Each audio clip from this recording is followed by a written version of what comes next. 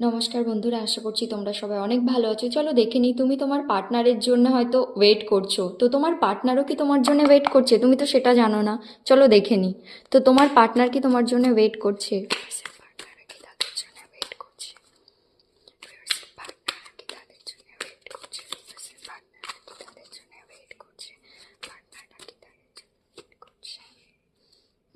তোমাকে স্টক করছে সোশ্যাল মিডিয়ায়। ইয়েস, তোমাকে জাজমেন্ট দিতে চায়।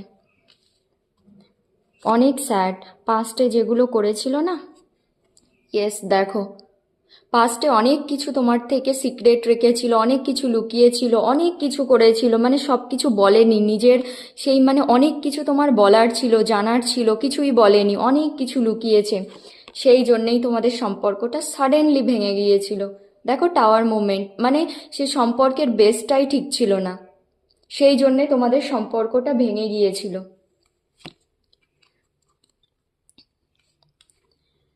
নিজের ইগোকে জিতিয়েছিল। তখন ভেবেছিল না আমি তো জিতে গেছি, ঠিক আছে, হয়তো তুমি তখন তার মানে তাকে অনেক ইম্পর্টেন্স দিতে, যা বলতো সেটা করতে। তো তখন না তোমার পার্টনারের সব ফিল হয়নি। যখন তুমি ইম্পর্টেন্স দেওয়া বন্ধ করে দিয়েছো তখন থেকে সে বুঝতে পারছে যে আমি সম্পর্কটা হারিয়ে ফেলেছি, ইগোকে জিতিয়ে কি করলাম, কিছুই করিনি। দেখো কতটা স্যাড, মানে তার মাইন্ড না এখন সেই ওভার থিঙ্ক করে করে সে এখন পাগল হয়ে যাচ্ছে। আর তোমাকে স্পাই করছে, স্টক করছে সোশ্যাল মিডিয়ায়।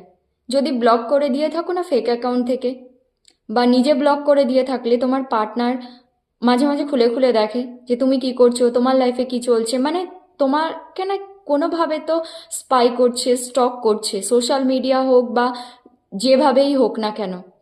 সেটা হয়তো তুমি জানো না, কিন্তু তোমার লাইফে কি চলছে সেটা দেখার চেষ্টা করছে।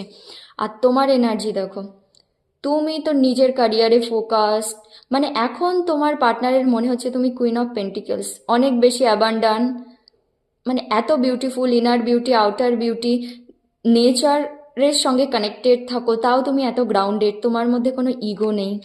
সেই জন্যেই না মানে সেই ভগবানের কাছে না ক্ষমা চাইছে। আর তোমাকে জাজমেন্ট দিতে চায়, অবশ্যই এসে তোমাকে সরি বলতে চায় যা করেছিল সেই জিনিসগুলো নিয়ে। না এতটা স্যাড, তার লাইফে তো কিছুই ভালো চলছে না।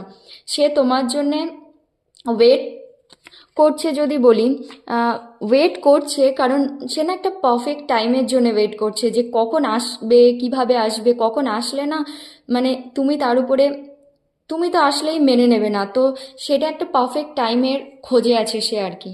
তো এটাই হলো তোমাদের রিডিং। Thank you so